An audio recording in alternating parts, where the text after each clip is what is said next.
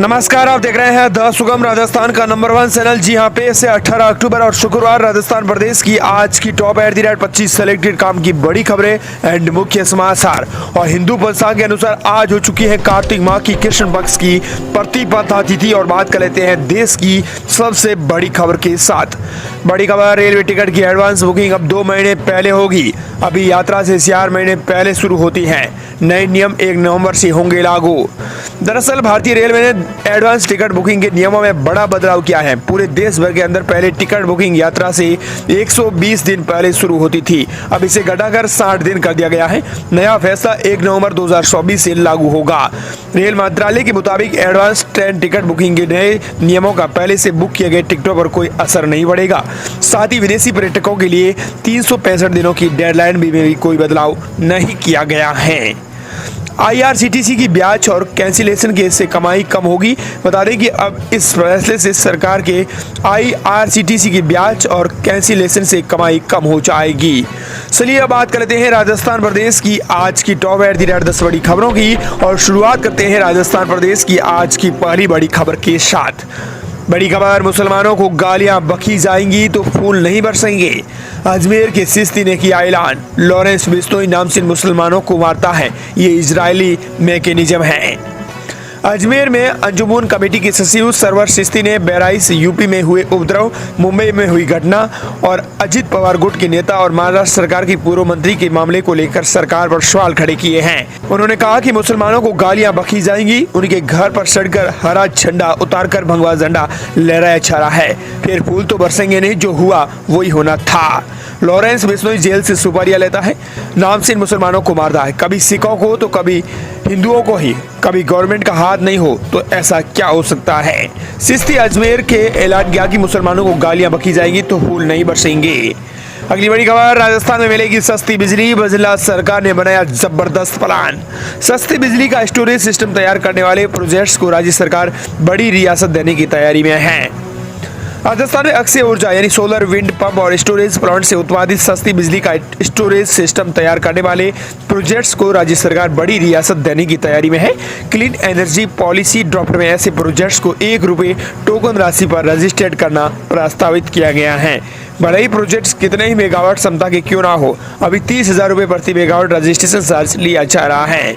इस रूट के पीछे प्रदेश को अक्षय ऊर्जा स्टोरेज हब के रूप में विकसित करने की मंशा है, ताकि जरूरत के समय उस बिजली का उपयोग कर सकें और कटौती की नौबत नहीं आए।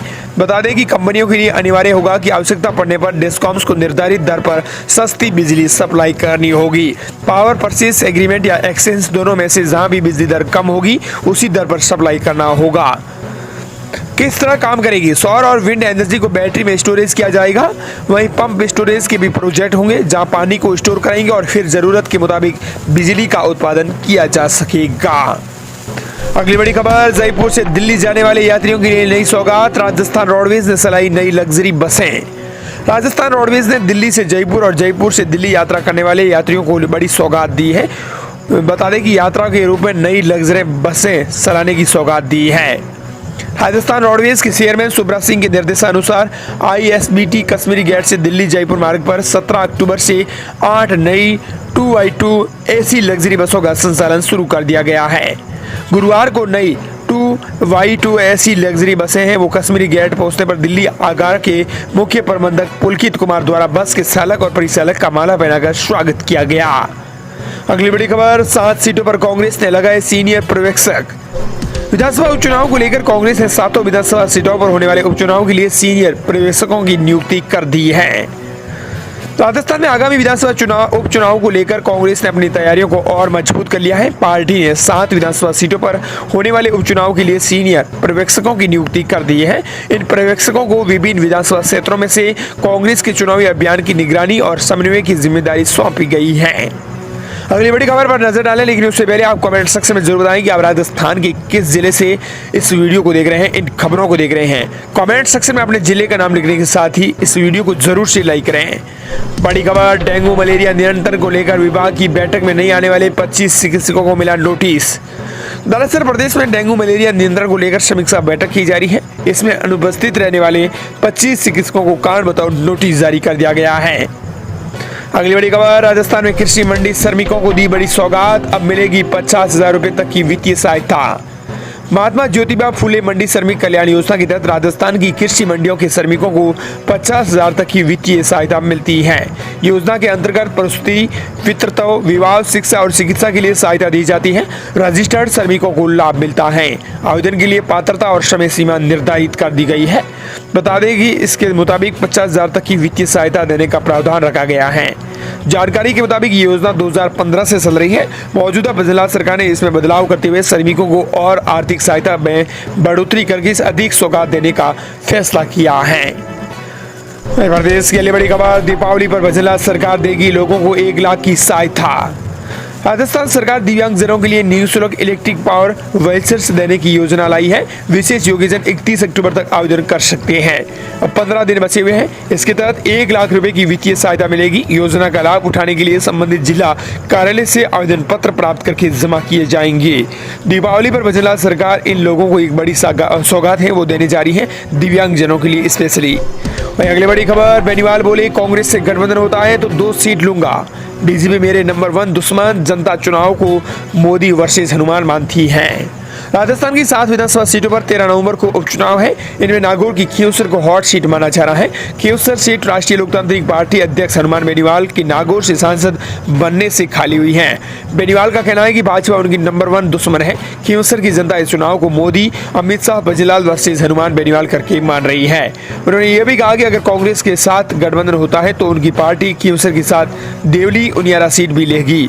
बेनीवाल ने उपचुनाव में गठबंधन की संभावनाओं और चुनावी तैयारियों को लेकर खास बातचीत में उन्होंने ऐलान कर दिया। अगली बड़ी खबर, राजस्थान में 7 सीटों पर उपचुनाव घोषित। भाजपा दौसा से अरुण, कांग्रेस से सलूमर से रघुवीर को बना सकती है प्रत्याशी। प्रदेश में 7 सीटों पर उपचुनाव घोषित होने के साथ ही भाजपा कांग्रेस में हलचल तेज हो गई है। पार्टियां प्रत्याशी मुद्दे और चुनावी रणनीति में जुट गई है। हालांकि उपचुनाव 2 सीटें भारतीय आदिवासी पार्टी बीएपी और राष्ट्रीय लोकतांत्रिक पार्टी रालोपा के मजबूत गढ़ हैं। स्पष्ट नहीं है कि ये दोनों पार्टियां 84 और खींवसर सीट पर अकेले लड़ेंगी या गठबंधन में। बताया जा रहा है कि भाजपा कांग्रेस ने प्रत्याशियों के नाम तय कर लिए हैं और इनके विकल्प भी रख लिए हैं। इस मामले में भाजपा आगे है। पार्टी ने पैनल तैयार करके दिल्ली भेज दिए थे। अब नाम की घोषणा की औपचारिकता ही शेष बची हुई है। खास ये है कि भाजपा कई सौंकाने वाले नामों की घोषणा करने वाली है। मध्य प्रदेश की अगली बड़ी खबर, राजस्थान में 76,810 के नए रिकॉर्ड स्तर पर पहुंचा सोना। आज 18 अक्टूबर को सोना का नया दाम फिर से अपने ऑल टाइम हाई लेवल पर पहुंच गया है। इंडियन बुलियन एंड ज्वेलर्स के मुताबिक 10 ग्राम 24 कैरेट सोने का भाव 257 रुपए बढ़कर 76,810 रुपए प्रति 10 ग्राम पर पहुंच गया है। अगली बड़ी खबर, प्रिंसिपल टीचर्स के ट्रांसफर पर भाजपा प्रदेश अध्यक्ष बोले अभी फुफकार मारी है। राठौड़ ने कहा संभल जाओ, जिस काम में हो वहाँ सेवाएं अच्छी दो। राजस्थान सरकार के अपने पिछले कई फैसलों पर लिए गए यूटर्न के कारण घिर गई है। नेताओं में आपसी कम्युनिकेशन की कमी को इसका बड़ा कारण बताया जा रहा है। हाल ही में उपचुनाव की ओर से आचार संहिता से कुछ देर पहले शिक्षक प्रिंसिपल के ट्रांसफर और फिर से आदेश को निरस्त करने पर भी सरकार की नीति पर सवाल खड़े हुए हैं। इसे लेकर विपक्ष ने भी सरकार पर नीति पर सवाल खड़े किए हैं। अब भाजपा प्रदेश अध्यक्ष मदन राठौड़ ने सरकार का बचाव करते हुए कहा कि इसमें दिक्कत क्या है, हमारा आपस समन्वय काफी अच्छा है। भाजपा प्रदेश अध्यक्ष ने पीसीसी गोविंद सिंह डोटासरा पर भी सियासी पलटवार किया। वहीं अगली बड़ी खबर, यूडीएस मंत्री जाबर सिंह बोले पंच सरपंच के चुनाव बैलेट पेपर से होंगे। एक राज्य एक चुनाव की सोच से आगे बढ़ रहे हैं। गहलोत सरकार ने पट्टा देने में घोटाला किया। नगरीय विकास एवं स्वायत्त शासन यूडीएस मंत्री जाबर सिंह खरा ने कहा कि सरपंच और पंच के चुनाव इस बार बैलेट पेपर से होंगे, हाथों हाथ रिजल्ट जारी किया जाएगा। उन्होंने कहा कि एक राज्य एक चुनाव की सोच के साथ ही राजस्थान आगे बढ़ रहा है। नगर निगम, नगर परिषद, पंचायत समिति, जिला परिषद और ग्राम पंचायतों के चुनाव एक साथ ही होंगे। इसी दौरान ईवीएम की कमी नहीं आएगी। चुनाव आयोग ने इस बारे में भी मंथन किया है। पिछली गहलोत सरकार पर आरोप लगाते हुए खरा ने कहा कि पट्टा वितरण कार्यक्रम में 13 लाख पट्टे जारी हुए। इस अभियान के दौरान सरकारी खजाने में 7,000 करोड़ रुपए का राजस्व सरकार को मिला। उन्होंने कहा कि मेरा अनुमान है कि आम जन की जेब से लगभग 13 से 13.5 लाख करोड़ रुपए की राशि निकली, लेकिन 7,000 करोड़ रुपए की राशि गई कहां। खरा ने कहा कि बाकी पूरी सरकार की जेब में गई हुई है। उन्होंने दावा किया है कि बीकानेर में अभियान के दौरान जिसने भी पट्टा लिया उससे ईमानदारी से पूछना है कि 501 रुपए में पट्टा मिला या फिर उससे ज्यादा खा। इस मामले में राज्य सरकार की ओर से जांच कराने के सवाल पर भी मंत्री ने कहा कि जांच होनी चाहिए। अगली बड़ी खबर जयपुर में देखिए कि 27 राज्यों की लोक संस्कृति, पहली बार 4000 कलाकारों ने किया आयोजन। प्रदेश के 1300 से अधिक कलाकार देंगे प्रस्तुति।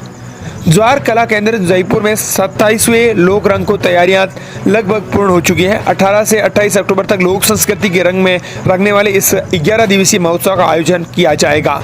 महोत्सव के तहत राष्ट्रीय लोक नृत्य समारोह और राष्ट्रीय हस्तशिल्प मेला आयोजित होगा। इस केंद्र ने इस बार महोत्सव को नया स्वरूप देने के कई प्रयास किए हैं। 27 राज्यों के लगभग 4000 कलाकार इस महोत्सव का हिस्सा बनने जा रहे हैं। दोस्तों, इस प्रकार ये थी राजस्थान प्रदेश की आज की बड़ी खबरें। मिलते हैं नई तमाम बड़ी खबरों के साथ।